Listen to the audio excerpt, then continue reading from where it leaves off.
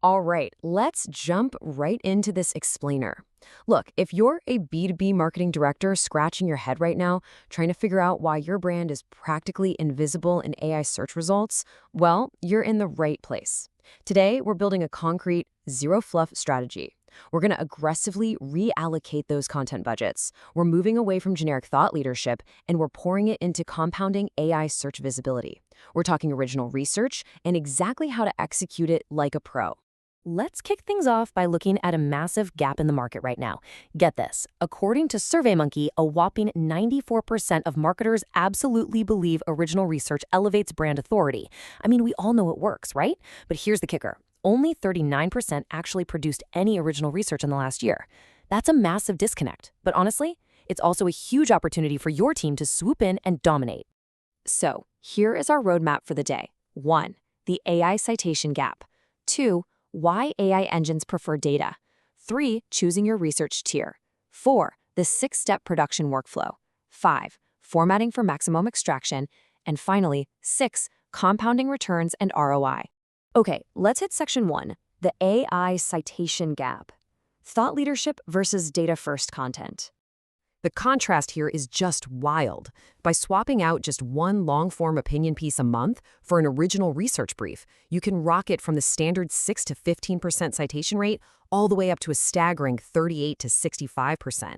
That data comes straight from ziptie.dev's analysis across platforms like ChatGPT and Perplexity. Think about that for a second. That kind of shift, it's actually way bigger than anything schema markup or internal linking could ever deliver on their own. Game changer. Which brings us to the core thesis of this whole strategy. Quote, original data and proprietary research are the single highest leverage intervention available for earning AI citations at scale. Look, relying on vendor blogs that just cite other vendor blogs, it's just burning budget. Proprietary data is hands down your strongest strategic lever right now. Moving on to section 2, why AI engines prefer data, the under-the-hood mechanics. Okay, so why does this work? Well, AI models are terrified of hallucinating. They want to reduce that risk above all else. So they heavily prioritize primary sources that actually offer verifiable methodologies, and they crave recently updated statistics to ground their answers. If you publish a unique stat, downstream articles pick it up, they cite it, and the AI traces that breadcrumb trail right back to you. This compounding attribution effect is exactly what AI engines look for to reset the freshness clock in any given category. And the sheer scale of the reward here is just massive. To put this in perspective, White Hat SEO's 2026 analysis found that content packed with original statistics is 3.7 times more likely to be cited than otherwise comparable content without them. Almost 4 times as likely. That is huge. And it doesn't stop at AI engines. Backlinko looked into this and found that articles with proprietary stats earn 283% more backlinks. So that feeds right back into your downstream authority signals. Essentially, your data-first content continually reinforces your domain's overall power across the board. All right, section 3, choosing your research tier, breaking the 100K budget myth. So let's talk money, because there's this persistent myth that credible research costs 6 figures. It doesn't. Your team can scale efforts across these different tiers based on your budget. I mean, why pay for data when you probably already own it? You should absolutely be defaulting to free first-party usage data every quarter. Think about the reports Stripe or HubSpot put out. That data is already sitting in your systems. Beyond that, you can tap into survey-based research for roughly $15 to $50 a pop, or you can run experimental benchmarks when you really need those larger high-impact narratives. Now, here is a brilliant, wildly underused hack: aggregated public data analysis. You can parse scattered public data, think public filings or scraped category pricing, and combine it into a totally unique analytical view. It creates a highly citable resource, and you don't spend a single dime on survey panels. It's just smart synthesis.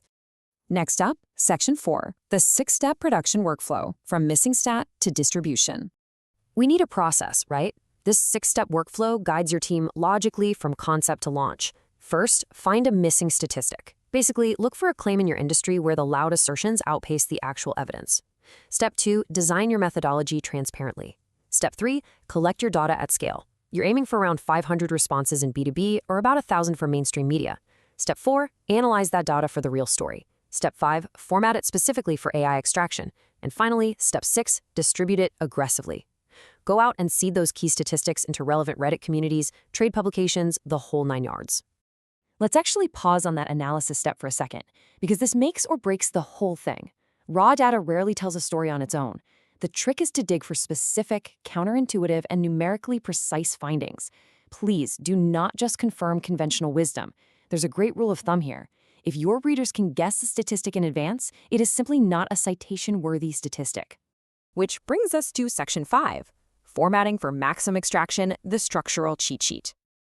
Listen, if you take absolutely nothing else away from this explainer, please let it be this. Stop the tragedy of hiding $30,000 research behind locked PDF lead capture forms. Open access HTML is literally essential for AI indexability. If your data is stuck in a gated PDF, it's virtually invisible to AI engines. By all means, offer the PDF as an optional download for folks who want it, but you have to keep the core data open on the page. So give your content team this exact structural cheat sheet. First 100 words, pack them with the headline number and your sample size to anchor the methodology immediately. From there, build out 4 to 6 thematic sections. Make sure you use question format headings and fill them with extractable prose that AI can just easily lift out. Every section needs a definition first opening, one juicy supporting stat, a clear visualization, and a quick interpretation. Oh, and never ever hide your methodology. Keep it fully visible right there in the on-page HTML. Finally, let's hit Section 6, Compounding Returns and ROI. Building your engine. Look, one-off reports are great, but they earn spikes that just decay over 90 days.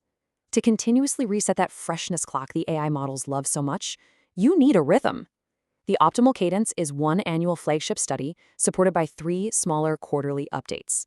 If you're a B2B SaaS company, this entire engine typically runs between $30,000 and $80,000 a year. That transforms your scattered efforts into a truly compounding visibility engine. But how do we prove it's working?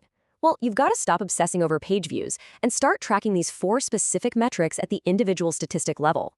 You want to track this across ChatGPT, Perplexity, Gemini, and Google AI overviews. First, measure citation frequency over a rolling 30 days. Second, check your citation attribution rate. Is it actually pointing back to your brand correctly? Third, monitor that backlink velocity over the first 90 days. And fourth, keep an eye on search volume, which acts as a fantastic lagging indicator of brand awareness.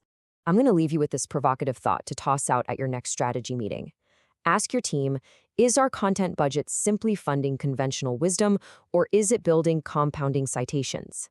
Diagnose your brand's AI visibility gaps today and start generating the proprietary data you need to fill them. Thanks so much for joining me for this explainer, and go get those citations.